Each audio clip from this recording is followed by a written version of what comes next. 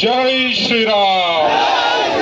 భారత్ మాతా key వందే వందే వందే. ముంగట ఎవరున్నారు? జై భవానీ. ఆయనను చూస్తేనే ఒక జోష్ వస్తుంది. హిందుత్వం అలా బాగుందంటే ఆ మహానుభావుడు వీర శివాజీ వల్ల, తర్వాత బాగుందంటే బీజేపీ పార్టీ వల్ల. ఇవాళ 3 పార్టీలు ఉన్నాయా, ఒకటి జోకర్ పార్టీ, ఒకటి బ్రోకర్ పార్టీ, ఒక పార్టీ ఏం పార్టీ లత్కోర్ పార్టీ కూడా ఉంది, ఎంఐఎం పెద్ద బామ్మడి. లత్కోర్ పార్టీ గురించి మాట్లాడదాం. ఫస్ట్ లక్ష్మీ నరసింహ గారు వేదికపైకి రావాల్సిందా మనం చేస్తున్నా. రండి. మెదక్ పార్లమెంటు ప్రభారి లక్ష్మీ నరసింహ గారు దర్శన రావాల్సిందిగా మనం చేస్తున్నాం. అయితే ఈ లత్కోర్ పార్టీ ఇన్నొన్ని రోజులు బాగానే ఉన్నాడు. నిన్న మొన్న పెద్ద బామ్మడిది ఒకటే ఎగుడుతున్నాడు. నిన్న మోదీ వచ్చిపోయినప్పటి నుంచి అది ధమాక్ సడకాయించింది. ఎక్కడ చూసినా కాష అజెండా. పెద్ద బామ్మడిది ఎవరే? నా బామ్మడిది కాదు, రాజాసింగ్ పెద్ద బామ్మడిది. సరే మనందరూ బామ్మడిది అనుకుందాం. నిన్నటి నుంచి మోదీ సాబ్ రాగానే మొత్తం కాషాయ జెండా తెలంగాణ రెపరెపలాడుతుంది. మనకి సడకాయించిపోయింది. నేను డైలాగ్ కొట్టిండు, వీడియో చూసిన. నేనంటే కంట్రోల్ ఉన్నా, మేరా బాయ్కు చూడతాం, ఓ తోపే ఓ తురుమే ఓ ఏ అని చెప్పంటున్నాడు. ఎవరు? చిన్నోడు అక్బరుద్దీన్ ఓవైసీ. తోపులు తురములు అంటారు. నాకు గమ్మతే ఉన్నది. ఆ గోల్కొండ కోట ముంగట జంగు కొట్టిన తోపుకానే మరి ఆడు, నాకైతే తెలియదు. ఇంతకుముందు ఊర్లలో ఏం చేస్తుండే, ప్రతి ఊరికి ఒక ఎద్దు వదులుతుండే. అట్లా ఈ కొడుకులు వాళ్ళ తమ్ముడిని వదిలేడు. దానికి మూకు తాడు ఎట్లేయాలో కూడా మాకు తెలుసు, బీజేపీకి బాగా తెలుసు. ఎవరిని ఎక్కడ ఎట్లా కంట్రోల్ చేయాలి, ఎవరికి మూకు తాడు ఎట్లా వేయాలి, ఎవరిని ఏడ ఉంగబెట్టాలి, అన్ని మాకు తెలుసు. పోనీ అని చూస్తున్నాం. ఇక కాంగ్రెస్ వాళ్ళు పెద్ద జోకర్ పార్టీ అయిపోయింది. ఇప్పుడు ముందు కాంగ్రెస్ లో ఒకరిద్దరు తెలివిగల్లోళ్ళు ఉన్నారు అనుకున్నా నేను. అందులో ఒకరిద్దరు మంచి మాట్లాడితే అద్దంకి దయగారు బాగా మాట్లాడుతాడు అని అనుకున్నా. వానికి కూడా దిమాగ్ సడకాయించిపోయింది. ఆయనకైతే దిమాగే లేకుండా అయిపోయింది. రాముడు చిన్నాయన అవుతాడా బీజేపీ వాళ్ళకి, సీతమ్మ చిన్నమ్మ అవుతుందా అని మాట్లాడతాడు. అరే రామనామం అనే హక్కు, రామనామం అనే అర్హత బీజేపీ కార్యకర్తలకే ఉంది. ఏడా కొడుకు లేదని సభా సందర్భం తెలియజేస్తున్నా. ఇవాళ హిందువులుగా ఉండి వాళ్ళ పార్టీలో హిందువులు ఉన్నారు, మరి మెజారిటీ హిందువులు ఉన్నారు. మరి హిందువుల మనోభావాలను కించవరుస్తుంటే మరి వాళ్ళకి షోయి లేదా పార్టీలో హిందువులకని అడుగుతున్నా నేను. ఒక మంత్రి, ఇప్పుడు ఉన్న మంత్రి తుమ్మల నాగేశ్వరరావు అంటాడు, కాంగ్రెస్ పార్టీ ముస్లింల పార్టీ. కాంగ్రెస్ పార్టీ ఉన్నది అంటే ముస్లింలు ఉంటేనే ఉన్నది. మరి అందులో హిందువులను ఎందుకు పెట్టుకున్నావు అని అడుగుతున్నా నేను. అందులో ఎందుకున్నారు హిందువులు? సిగ్గు లేదా? ఇక్కడ బీజేపీ పార్టీ ఉన్నాక మీరు ఇంకా కూడా అవమానపరుస్తుంటే కాంగ్రెస్ పార్టీలో ఎందుకున్నారు?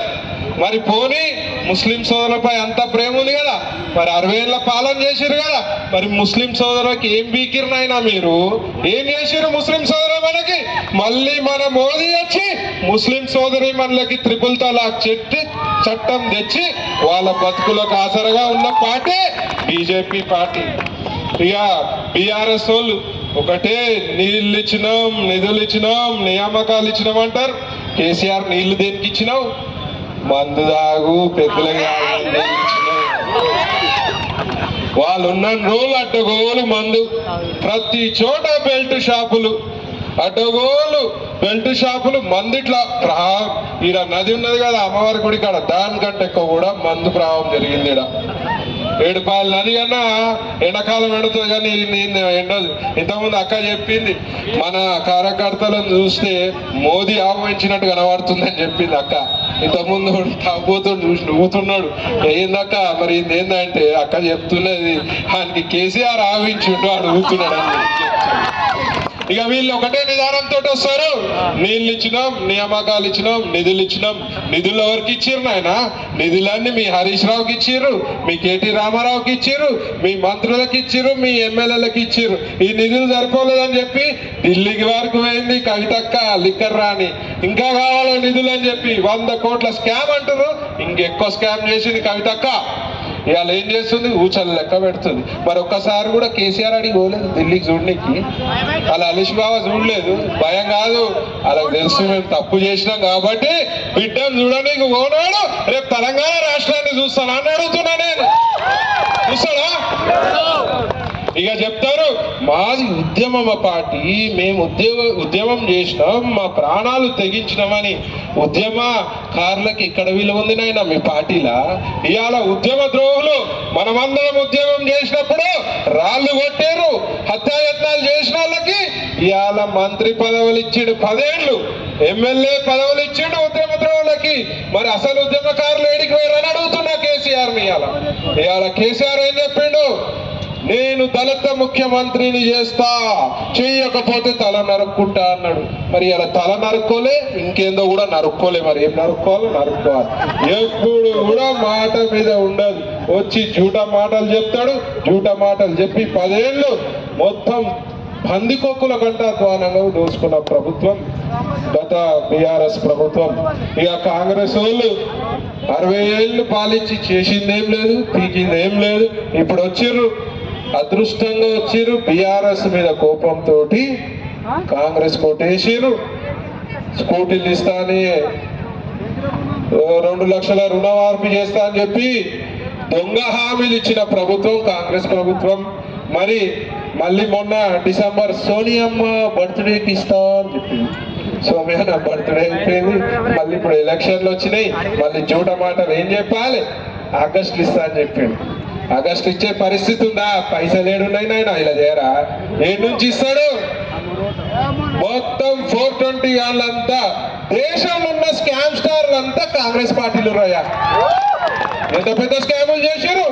బోఫోర్స్ స్కామ్, మిలిటరీలో కూడా స్కాములు చేశారు. 2G స్పెక్ట్రమ్ స్కామ్, ఫోన్లలో స్కాములు, బొగ్గు స్కామ్. ఈ కొడుకుల స్కామ్ స్టార్లు సరిపోలేదని చెప్పి బయటకు వెళ్ళి ఇంకా తెచ్చుకోరు. డానా స్కామ్, గడ్డి స్కామ్ లాలూ ప్రసాద్ యాదవ్ చేసిండు. ఓటుకు నోటు కేసు, అదైతే మన దగ్గర పెద్ద స్కాము. మమతా బెనర్జీల కూటమి ఉన్న దొంగలు లంగలు దేశాన్ని చేసుకునేటోళ్ళంతా స్కామ్ స్టార్లు అంతా ఇలా పార్టీలు ఉన్నారు. ఇంకేమైనా తక్కువైందంటే అల్లుడు రాబర్ట్ వద్రా స్కామ్ కూడా ఉన్నది. క్రీడాకారులది కామన్వెల్త్ స్కామ్ ఒకటి చేసిరు. కామన్వెల్త్ గేమ్స్ స్కామ్ కూడా చేసిరు. దేశంలో ఉన్న స్కామ్ స్టార్లు అంతా కూడా కాంగ్రెస్ పార్టీలు ఉన్నారు. ఇవాళ స్కాములు కావాలా, సెంట్రల్ లో స్కీములు కావాలా? మీరు చెప్పాలి. ఇవాళ స్కాములు కావాలా, స్కీములు కావాలా?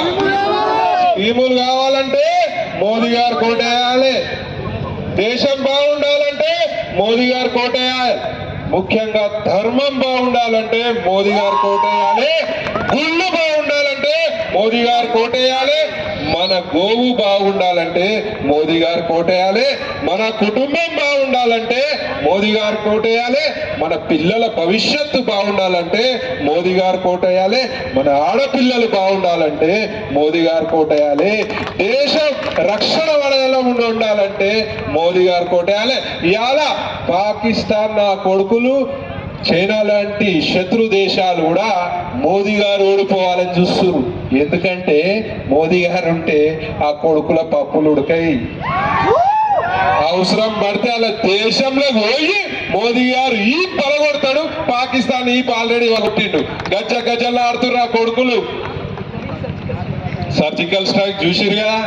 బిడ్డ హుషారీ చేస్తే హమారే घर पे नहीं तुम्हारे घर पे आके मारेंगे అని చెప్పారు మోదీ గారు. ఇవాళ మనం బాగుండాలి, మన కుటుంబం బాగుండాలంటే ఇవాళ స్కామ్లు లేని ప్రభుత్వం గత 10 ఏళ్లలో బీజేపీ ప్రభుత్వం. కాబట్టి ప్రజలు ఆలోచించాలి. ఇంకో ముఖ్యమైన విషయం, మీ నాయకుడు రగన్న ఒక ఇంటలెక్చువల్, ఒక మేధావి, ఒక ప్రజల సమస్యలపై పోరాడి సత్తా కలిగిన నాయకుడు ఎవరన్నా ఉన్నారంటే రఘునందన్ రావు గారి. అట్లాంటి నాయకుడిని మీకు మెదక్ల గిఫ్ట్ ఇచ్చిండ్రు మోదీ గారు. మరి మీరు రగన్నని భారీ మెజారిటీ తోటి గెలిపించి మోదీ గారికి గిఫ్ట్ ఇవ్వాల్సిన బాధ్యత మెదక్ ప్రజలపై ఉంది. మోదీ గారికి గిఫ్ట్ ఇవ్వాల్సిన బాధ్యత తెలంగాణ ప్రజలపై ఉంది. ఇవాళ రగన్న ఏదైనా విషయంలో పట్టుబట్టాడనుకో, నాకు తెలుసు, దగ్గర నుంచి చూస్తా.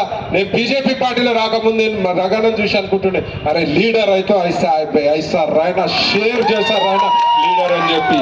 ఇవాళ మోదీ గారు షేర్, అక్కడ రగన్న షేర్, ఇద్దరు షేర్లు ఉంటే ఇక్కడ బీజేపీ కార్యకర్తలు బడా షేరే. ఇవాళ రాహుల్ గాంధీ జోకర్, ఇక్కడ కాంగ్రెస్ కార్యకర్తలు జోకర్లు అని చెప్పి ఈ సందర్భంగా తెలియజేస్తూ, మరి 2 రోజులు ఉంది, రేపు కూడా పనిచేయాలి. అందరూ కూడా ఇవాళకి ప్రచారం అయిపోయిందని ఇక్కడ ఊరుకోవద్దు. అందరూ కష్టపడాలి, తిరగాలి, ఇంటింటికి తిరగాలి, ఫోన్లు చేయాలి. మోదీ గారికి ఇంకో ముఖ్యమైన విషయం, 5 నిమిషాల టైం ఉంది. ఇంకో ముఖ్యమైన విషయం, మోదీకు కైకు కొట్టాలని వాడు అడిగాడు. యుక్రెయిన్ రష్యా యుద్ధం జరుగుతుంటే 4 గంటలు యుద్ధాన్ని ఆపిన మొనగాడు మగోడు మన మోదీ గారు. ఆ యుద్ధం ఆపాలంటే అమెరికా తరంగాలే అగ్రదేశం, ఎవరితోటి కాలే. మోదీ గారు ఒక ఫోన్ కాల్ తోటి 4 గంటలు యుద్ధం ఆపి మన పిల్లలకి మన విమానాలన్నింటినీ పంపించి, స్పెషల్ విమానం, మిలిటరీ విమానం పంపించి పిల్లలు సురక్షితంగా తెచ్చిన మొనగాడు. అలా మెదక్కు సంబంధించిన స్టూడెంట్ కూడా ఉన్నారు. మరి ఆ రుణం పెట్టుకోవద్దు. ఆ రుణం తీర్చుకునే అవకాశం వచ్చిందంటే ఎల్లుండి పువ్వు గుర్తు కోటేయాలి. అందరు కూడా చెప్పాలి, బీజేపీకే, బీజేపీకే. రఘునందన్ గారి నాయకత్వం, మోదీ గారి నాయకత్వం, మోదీ గారి నాయకత్వం, పువ్వు గుర్తుకే, పువ్వు గుర్తుకే. మరి ఇక్కడ అవకాశం ఇచ్చిన మా గడ్డం సీనన్న, మరి సీనియర్ నాయకురాలు మరి విజయక్క అన్న, విజయ్ అన్న, మరి ముఖ్య నాయకులు, మరి ముఖ్యంగా మహిళా నాయకులు, ఇక్కడ చూస్తే యువ మోర్చా నాయకులు బాగా యాక్టివ్ ఉన్నారు.